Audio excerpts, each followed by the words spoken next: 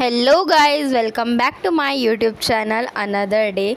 सो finally guys, आज काफ़ी time बाद मैं वापस से आ चुकी हूँ आप लोगों के बीच, मतलब अपना व्लॉग लेके। सो गाइस, आई होप आप सभी बहुत अच्छे होंगे और पढ़ाई कर रहे होंगे अच्छे तरीके से। गाइस, मुझे लॉन्ग व्लॉग शूट करने का टाइम बिल्कुल भी नहीं मिल पाता, इसलिए आप मेरे मिनी व्लॉग्स देखते ही होंगे।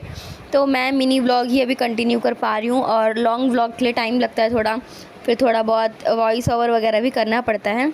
सो गाइज़, यहाँ पे मेरा डेली शेड्यूल तो वही रहता है, जैसे कि आप लोगों को पता ही होगा, जो भी मेरे को फॉलो करते होंगे, मेरी मिनी व्लॉग्स देखते होंगे, कोचिंग का टाइम टेबल, कौन सी क्लासेस चल रही हैं, क्या नहीं चल रहा।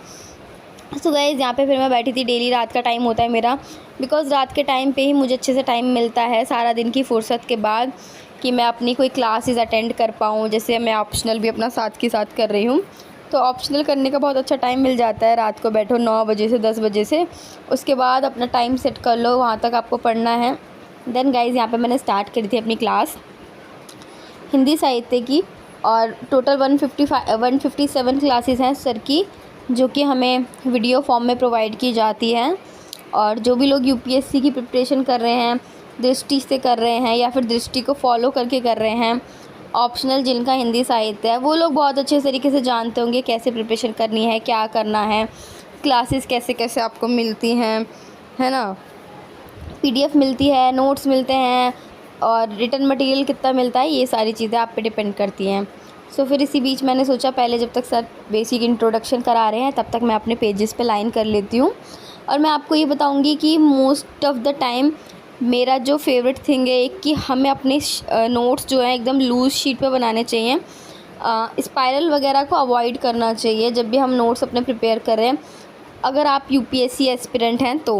बिकॉज़ हमें लूज़ शीट पे और इस तरह से लाइनिंग, वैसे लाइनिंग वाले क्या कहते हैं, रजिस्टर भी आते हैं यूपीएससी जिस पे लिखा होता है, वो उस वाले फॉर्म में होते हैं एकदम, जिस फॉर्म में एक एग्ज़ाम कंडक्ट कराती है यूपीएससी, उसी फॉर्म में आपको एक स्पाइरल मिलता है, जिसके साइड में लाइनिंग होती है, ऊपर और नीचे लाइनिंग होती है, बीच के स्पेस में आपको अपने आंसर को रिप्रेजेंट करना होता है।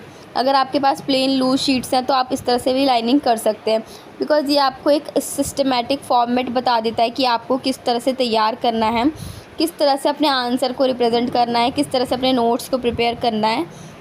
बहुत ही अच्छी है। बहुत से बच्चे इस पे यूपीएससी भी लिख लेते हैं अपने हाथों से ही, वो आपके ऊपर डिपेंड करता है आपको कैसा लगता है। बाकी लाइनिंग तो आपको ज़रूर होनी चाहिए, क्योंकि हमें साइड साइड के कॉर्नर्स पे कुछ भी नहीं लिखना होता है, वो एक्स्ट्रा होता है, ताकि हम जब एक्चुअल शीट पे जब अपना आंसर रिप्रेजेंट कर रहे हों तब हमें दिक्कत ना हो। और आप बोलोगे तो मैं आपको हमारी दृष्टि में जो भी हमारे एग्ज़ाम्स कंडक्ट कराया जाता है मेंस वाला, उसकी कॉपीज़ भी मैं आपको शेयर कर दूँगी, दिखाऊँगी कि किस तरह से होता है एक्चुअल एग्ज़ाम, मतलब एक्चुअल कैसा होता है, दृष्टि वाले किस तरह से कंडक्ट कराते हैं, बिल्कुल वैसे ही सेम चीज़ें फॉलो करते हैं। तो यहाँ पे मैंने फटाफट से जल्दी से सभी पेजेस पे लाइनिंग क्लिक कर ली थी। देन उसके बाद सर हमारे दृष्टि में एक प्रावधान होता है, दृष्टि क्या किसी भी कोचिंग में प्रावधान होता है कि कुछ भी पूछना होता है बच्चों को, तो बच्चे अपनी चिट लिख देते हैं, चिट लिख के रख देते हैं, तो चिट लिख के ही वहाँ पे रख देते, तो सर उन चीज़ों के बारे में बताते हैं। और हिंदी साहित्य की क्लास में उन चिट्स के अंदर बहुत सारे ऐसे कठिन शब्द होते हैं, जो शब्द हमें पूछने होते हैं, उसका मतलब क्या है, उसको कैसे प्रोनाउंस करते हैं, क्या इस तरह से शब्द लिखना सही है, क्या इस तरह से शब्द लिखना सही है।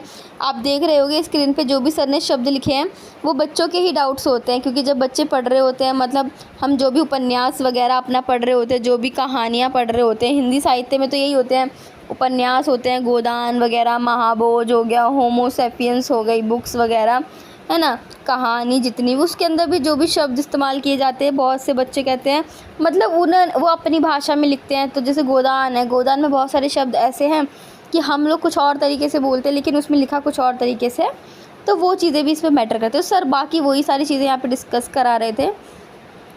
और ये मेरा रहता है रात वाला स्लॉट, जहाँ में मैं रात को बैठ के अपनी स्टडीज़ को कंटिन्यू करती हूँ, बिकॉज़ पूरे दिन तो बहुत ज़्यादा हेक्टिक रहता है मेरा। पूरे दिन का मैं आपके साथ शेड्यूल शेयर करना चाहूँ तो सुबह मॉर्निंग में मैं उठ जाती हूँ 6 साढ़े 6 बजे।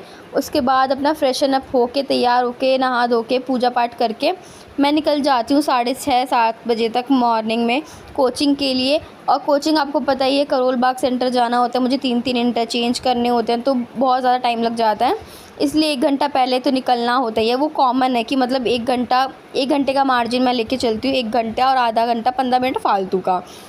बिकॉज़ मेट्रो वगैरह में भी थोड़ा लेट वेट हो जाता है। देन उसके बाद अपने आप पहुँचने के बाद क्लास होती है सुबह हमारी 8 बजे से लेकर 10:30 बजे तक। कभी कभी 15-20 मिनट ऊपर नीचे हो जाता है क्लास में। और अभी हमारा जो चल रहा था, पहले तो वर्ल्ड हिस्ट्री कंप्लीट हुआ था। वर्ल्ड हिस्ट्री के बाद डायरेक्ट मेरी साइंस एंड टेक्नोलॉजी की क्लासेस चला दी गई हैं। साइंस एंड टेक्नोलॉजी की क्लासेस भी काफ़ी अच्छी लग रही है। वो हमारी 60 से 65 क्लास होने वाली हैं। उसमें से आधी से ज़्यादा क्लासेस हमारी कंप्लीट हो चुकी हैं। हम 50 क्लासेस पे ऑलमोस्ट पहुंच चुके हैं। तो साइंस एंड टेक्नोलॉजी भी ख़त्म होने ही वाला है मेरा, और उसका भी टेस्ट आने वाला है कल परसों में ही। तो उसका भी प्रिपेयर किया था मैंने इससे पहले, बट मैंने वो आपके साथ शेयर नहीं किया बिकॉज़ उसमें मेरे को रिवीजन करना था और मैं तब चाहती नहीं थी कि मैं कुछ शेयर करूँ बिकॉज़ थोड़ा सा डिस्ट्रैक्शन हो जाता है। तब मैं अपना टाइमर लगा के स्टडी करती हूँ। यहाँ पे तो मुझे क्लास लेनी थी, तो मैंने सोचा आप लोगों के साथ भी कुछ आपके डाउट्स भी होंगे, वो भी क्लियर हो जाएंगे। तो हिंदी आपको पता ही है, जो लोग अपना ऑप्शनल रखना चाहते हैं हिंदी साहित्य, बहुत सोच समझ के रखना। अगर आपको हिंदी में इंटरेस्ट है, अगर आपको उपन्यास पढ़ना अच्छा लगता है ना, आप अपने इंटरेस्ट के अकॉर्डिंग ही अपना ऑप्शनल चुनें। बिकॉज़ बहुत से लोगों को मैंने देखा है लास्ट अटैम्प्ट में या फिर सेकंड लास्ट अटैम्प्ट में आते आते वो अपना ऑप्शनल चेंज कर रहे होते हैं, है ना। इसलिए आप पहले से ही बहुत अच्छे से सोच समझ के अपने ऑप्शनल की तैयारी करना शुरू कर दें। और ऑप्शनल को तैयार करने में भी बहुत अच्छा खासा टाइम लग जाता है। और साथ के साथ ऑप्शनल हमारा ऐसा है कि 500 नंबर का ऑप्शनल होता है, 250-250 नंबर के 2 पेपर होते हैं। उसमें से 300 तो आने ही चाहिए। ऑप्शनल एक ऐसा अच्छा सब्जेक्ट हो जाता है जो हमारा स्कोर इम्प्रूव करने में, हमारी रैंक इम्प्रूव करने में यूपीएससी में बहुत ज़्यादा हेल्प करता है। हमारे नंबर्स को क्या कहते हैं, रिप्रेजेंट करता है अच्छे तरीके से। अगर हमारा ऑप्शनल अच्छा है, हम अच्छा ऑप्शनल चूज़ कर रहे हैं, जैसे कि most of the students PSIR optional choose करते हैं, जो कि सही है। और हिस्ट्री ऑप्शनल रखते हैं, हिंदी साहित्य ऑप्शनल रखते हैं। बहुत कुछ लोग होते हैं जो ज्योग्राफ़ी भी रखते हैं, जिनका ज्योग्राफ़ी अच्छा होता है। बाकी एंथ्रोपोलॉजी वगैरह है ना, वो एक अलग चीज़ है। बाकी मेरे को मेन सब्जेक्ट यही पता है। ज़्यादातर बच्चे चाहे किसी भी मीडियम से हो, हिंदी इंग्लिश वाले, हिंदी वालों का मैं मोस्ट ऑफ़ द बोलूँगी कि वो PSIR, हिस्ट्री और हिंदी साहित्य, इन तीनों में। और चौथा एक्सेप्शनल मान लो कभी कभार ज्योग्राफ़ी भी, क्योंकि मोस्टली बच्चे ज्योग्राफ़ी अवॉइड करते हैं पर ले लेते हैं ज्योग्राफ़ी, जिनका इंटरेस्ट होता है ज्योग्राफ़ी। तो अपने इंटरेस्ट के ऊपर आप अपना ऑप्शनल चूज़ करें। और ऑप्शनल के जो जो सोर्सेज वगैरह हैं वो आपके पास पहले अच्छे तरीके से होना चाहिए। अगर आप हिंदी साहित्य ऑप्शनल रखना चाहते हैं तो मैं तो उसके लिए पहले आपको ये बुक सजेस्ट कर दूँगी कुछ, जैसे कि एक दुनिया समानांतर बुक आपको पढ़नी चाहिए। ऑप्शनल शुरू करने से पहले ही पढ़ लो, तभी आपको सही रहेगा। सारी कहानियाँ या फिर ऑप्शनल, जैसे आपको लग रहा है कि आपको ऑप्शनल अब स्टार्ट करना चाहिए, तो 15-20 दिन पहले कुछ बुक्स पढ़ लो ऑप्शनल से रिलेटेड, तब अपना ऑप्शनल शुरू करो। आपको बाद में रिग्रेट नहीं होना चाहिए कि मैंने अपना ऑप्शनल गलत ले लिया, ये हो गया वो हो गया। बिकॉज़ बहुत सारी चीज़ें हैं वो हमें मैनेज करनी पड़ती हैं। और अगर ऑप्शनल सब्जेक्ट ऐसा नहीं होगा, इंटरेस्टिंग नहीं होगा, तो फिर आप, एक सब्जेक्ट ऐसा होता है जो हमारे हाथ में जिसकी पकड़ होती है काफ़ी अच्छे से होती है ना, तो वो हम अगर उसको बेहतर जितना बना सकते हैं, उसमें जितना अच्छा स्कोर कर सकते हैं, वही होता है। एक ऑप्शनल सब्जेक्ट ही ऐसा होता है जो हमारे स्कोर में बहुत हद तक अंतर लेके आ जाता है, अच्छे से बुरा और बुरे से अच्छा भी। तो वो चीज़ बहुत ज़रूरी हो जाती है। तो मैं अपने नोट्स तो सर के साथ साथ ही बनाती रहती हूँ। सर जो भी छोटी छोटी चीज़ें नोट करवाते हैं, जितने भी सर शब्द नोट कराते हैं, उनका मीनिंग बताते हैं, मैं वो नए शब्द भी लिख लेती हूँ। बिकॉज़ बहुत ज़्यादा हेल्पफुल हो जाता है हमारे लिए वो सारे शब्द। फिर हमें उनकी मीनिंग समझ आना चाहिए और पता चल जाता है कि हम कौन सा शब्द गलत, क्योंकि हमारी हिंदी में वर्तनियाँ भी बहुत ज़्यादा अशुद्ध रहती हैं। तो वो चीज़ भी बहुत ज़्यादा मैटर करती है, क्योंकि अब हम हिंदी साहित्य वाले विद्यार्थी हैं और हिंदी में ही मिस्टेक करेंगे तो कैसे चलेगा। तो साथ के साथ सर अभी हमारे को महाभोज पढ़ा रहे थे, तो महाभोज कंप्लीट होने वाला है। महाभोज सर ने शुरू ही कराया था। तो महाभोज में सर बता रहे थे उसमें कितने सारे कैरेक्टर्स हैं, दास साहब करके, है ना, और वकील, डॉक्टर, ये सब सारे कैरेक्टर सर ने बताए। क्योंकि सर भी हमें पढ़ाते हैं, साथ के साथ बुक्स में से चीज़ें पढ़ा लेते हैं, और हमें पहले खुद से पढ़नी चाहिए ताकि हमें क्योंकि काफ़ी सारे कैरेक्टर्स होते हैं और एक उपन्यास है महाभोज, तो उसके अंदर मेन कैरेक्टर्स अलग हैं, बाकी के कैरेक्टर अलग होते हैं, जो छोटे मोटे नाम होते हैं। अगर हमारे को चीज़ें क्लियर होंगी तभी जाके हम अपनी चीज़ों को और बेहतर ढंग से कर पाएंगे। तो यहाँ पे मैं सर का लेक्चर, ज़्यादातर सर का सुनने लायक होता है, लिखने की चीज़ें बहुत कम होती हैं, बट हाँ अच्छा खासा कंटेंट हो जाता है। सर क्वेश्चंस बताते हैं, क्वेश्चंस की रेटिंग करवाते हैं, और आप देखेंगे वो क्वेश्चंस आए हुए होते हैं एग्ज़ाम में। तो हिंदी बहुत अच्छा ऐसा सब्जेक्ट है जो आप कम टाइम में उसको अच्छे से प्रिपेयर कर सकते हैं। मतलब एक लिमिटेड टाइम देके आप अपना अच्छे से ऑप्शनल प्रिपेयर कर सकते हैं। और मैं तो आपको यही बोलूँगी, ऑप्शनल में कोई भी ढील देने की आप लोगों को बिल्कुल भी ज़रूरत नहीं है। आप अपने ऑप्शनल को बेहतर ढंग से करें। जितने अच्छे से आप अपने ऑप्शनल के नोट्स बना सकते हैं उतने अच्छे से बनाएं। जितने आप आंसर की लिखने की प्रैक्टिस कर सकते हैं उतना आप प्रैक्टिस करें। साथ के साथ मेरा जीएस भी चल रहा है और ऑप्शनल मैंने शुरू कर दिया, बिकॉज अभी एक ही क्लास चल रही है, तो मैंने सोचा जीएस के साथ साथ मुझे ऑप्शनल भी शुरू कर देना चाहिए। फिर मैं एथिक्स भी शुरू कर दूँगी। देखो, एस्से हो गया, एथिक्स हो गया, ऑप्शनल हो गया, ये ऐसे सब्जेक्ट है, मतलब यही नंबरों को मिलाएं तो यही हमारे 800-1000 नंबर के आसपास बैठ जाते हैं। इन्हीं की हम अच्छे से प्रैक्टिस कर ले तो बहुत ज़्यादा स्कोप रहता है अच्छे से प्रिपेयर करने का। तो आप साथ के साथ अपना टाइम टेबल इस तरह से मैनेज करें कि आप बाकी के सब्जेक्ट को भी साथ लेकर चल सकें। आपको लगता है अगर आपकी स्टार्टिंग है, आपको 2 साल बाद अटैम्प्ट देना है, 3 साल या 1 साल 1.5 साल बाद, तो देखो टाइम तो कम ही है। मैं कितना भी आप बोल लो कि 2 साल वालों के लिए मैं ये बोलूँगी टाइम कम है, क्योंकि मैं खुद इस चीज़ से रिलेट करती हूँ। मेरे को भी ये 2 साल 2.5 साल बाद देना है अटैम्प्ट, बट स्टिल मैं अभी से अपना ऑप्शनल लेके चल रही हूँ ग्रेजुएशन के साथ साथ ही। बिकॉज ऑप्शनल फिर ऐसा हो जाएगा, मेरे पास मेरा सारा कंटेंट होगा, सारे आंसर्स होंगे, मुझे अच्छा रिवीजन चाहिए होगा, अपनी आंसर राइटिंग पे पकड़ चाहिए होगी, अपनी आंसर राइटिंग की स्पीड को मुझे मेंटेन करके चलना होगा, जिससे कि मैं अपनी सारी चीज़ों को, जितनी भी मेरे अंदर जो कमियां हैं उसको कवर अप करके चलूँ। और सर साथ के साथ यहाँ क्वेश्चंस बता रहे थे, ये वही क्वेश्चंस है जो सर ने हमें लिखवाए हैं और रेटिंग करवा रखी है इनकी कि कौन कौन से क्वेश्चंस कितने इंपॉर्टेंट हैं। साथ के साथ वो क्वेश्चंस के सर एक आध क्वेश्चंस के आंसर अपनी तरफ से लिखवा देते हैं, फिर उसके बाद उन्हीं क्वेश्चंस के आंसर्स हमें खुद भी करने होते हैं। तो आप देख सकते हो यहाँ पे मैं क्लास कंटिन्यू लेती हूँ सर की, बिकॉज मुझे सर को सुनना बहुत ज़्यादा अच्छा लगता है। विकास सर एक ऐसे टीचर हैं जिनको मतलब 8-8 घंटे भी सुनने को बोलोगे तो भी मैं सुन सकती हूँ, क्योंकि सर की पढ़ाई जिस तरह से है ना, वो एक अलग ही लेवल, मतलब सर के बताने का तरीका, सर के समझाने का तरीका, सर के पढ़ाने का तरीका ही, मतलब मैं चाहती काश मैं उस टाइम पे उस बैच में होती जब सर ने ये लाइव मतलब ये ऑफलाइन क्लास ली थी, जो बच्चे सर की क्लास में थे। क्योंकि ये 2018 की क्लासेस हैं, 18 की क्लासेस हैं, और 18 की क्लासेस में जो बच्चे थे वो कितने लक्की होंगे जिन लोगों ने सर के साथ पढ़ा होगा, सर ने जिन्हें पढ़ाया होगा।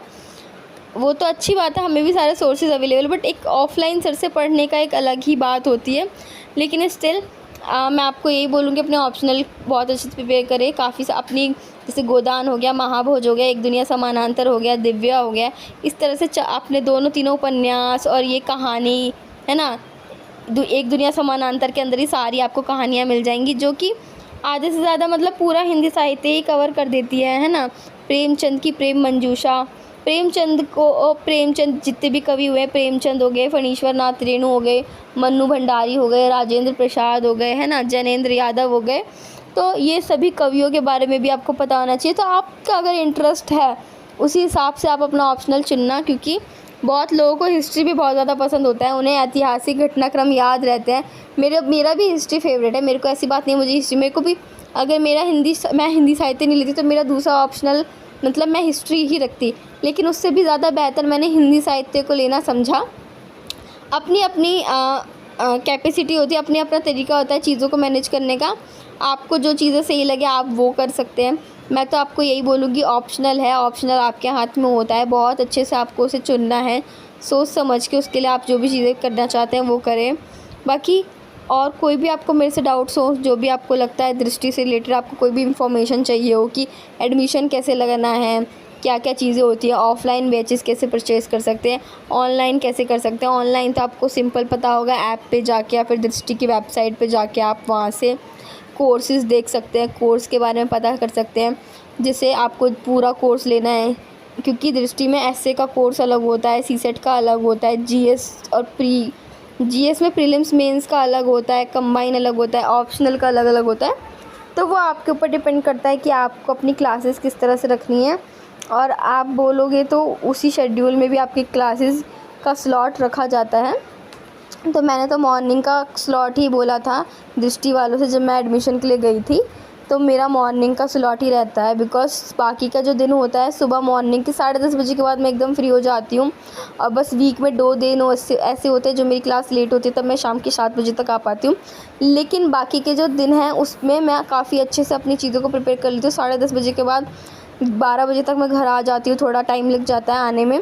उसके बाद 1 बजे से भी अपना पढ़ाई करना, तो 2-3 स्लॉट आप 3 स्लॉट, आप ज़्यादा नहीं तो 2 या 3 स्लॉट तो रखो अपनी डेली की स्टडीज़ में कि पहले स्लॉट में मुझे ये करना है, जो आज की क्लास जो हम क्लास लेके आते हैं ऑफलाइन घर पे आके, वो साथ के साथ ऑप्शनल फिर अपनी रिवीजन, और ऑप्शनल में जो ये गोदान वगैरह है ये भी पढ़ना होता है। क्योंकि आप अपना टाइम ऐसे मैनेज करें कि आप फ़ोन चलाने की बजाय कोई उपन्यास पढ़ ले, कोई कहानी पढ़ ले, कोई किताब पढ़ ले, जिससे आपकी चीज़ें साथ के साथ बैलेंस रहें, आपका पढ़ाई में भी जो है वो चीज़ें मेंटेन रहे, मतलब कुछ भी डिसबैलेंस ना हो।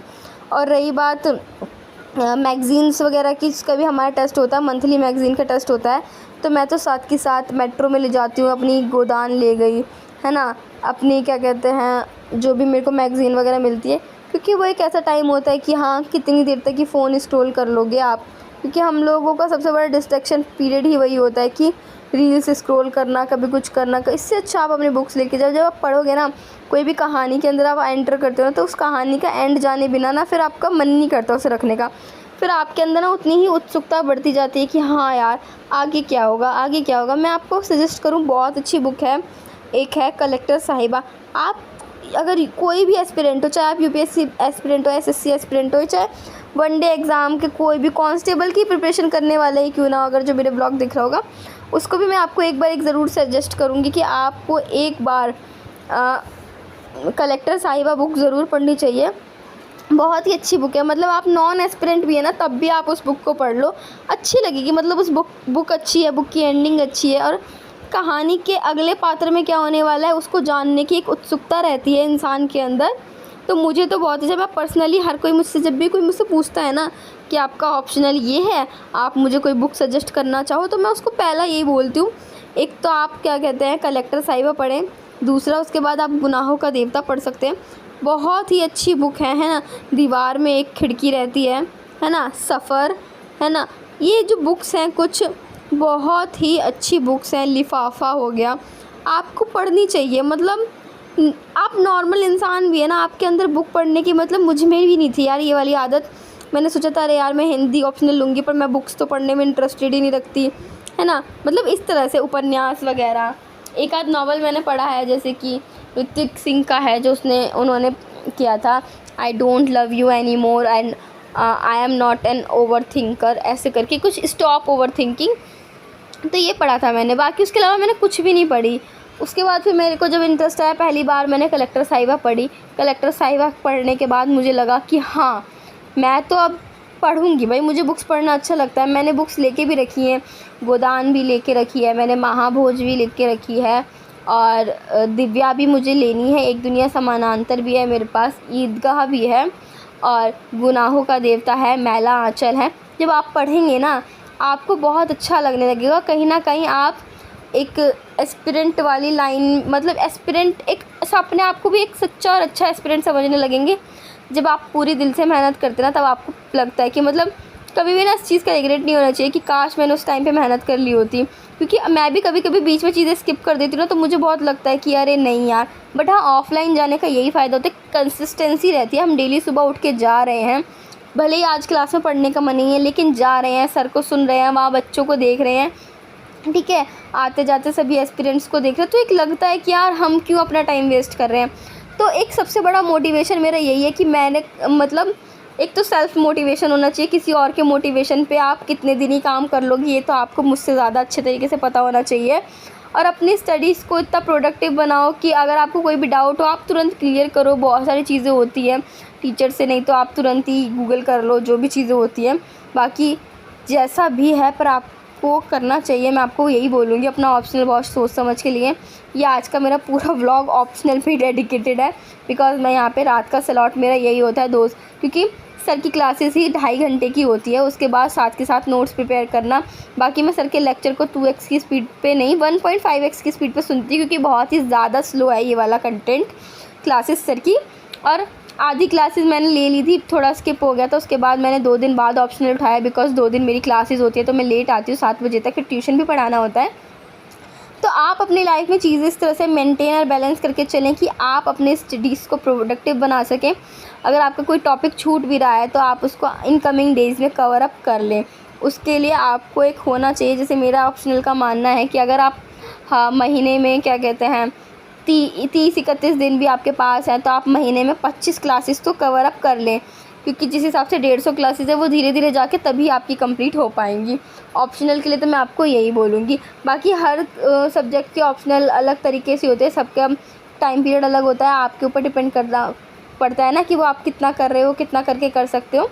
तो ऑप्शनल बहुत अच्छा ऐसा सब्जेक्ट है जिसकी पकड़ हमारे हाथ में। और मैं डेली बोलूँगी अगर आप एस्से राइटिंग भी करना चाहते हो, एस्से के लिए तो पहले मेरे को जैसे जितना भी मैंने अभी तक ओरिएंटेशन वगैरह ज्वाइन किया है तो उसमें तो मैंने यही सुना है कि एस्से के लिए आप पहले एस्सेज़ की बुक पढ़ना शुरू कर ले। एस्से मतलब जो भी अभी तक प्रीवियस 5 से 10 साल में एस्से जो आ चुके हैं यूपीएससी में, उन्हीं एस्सेज़ को आप रिवाइज़ करें। डेली 1 से 2 एस्से भी आप पढ़ेंगे ना, आप ऐसे ही पढ़ें। पहले स्टार्टिंग के 1 महीने तक तो ऐसे पढ़ना ही शुरू करें, तब आप उससे रिलेट कर पाएंगे, तब आप भाषा समझ पाएंगे, तब आपको पता चल पाएगा कि ऐसे लिखने का क्या तरीका होता है। वैसे ये चीज़ मैंने अभी शुरू नहीं करी है, मैं आप ही को ही बता दूँ, ये चीज़ ही आपको करनी चाहिए।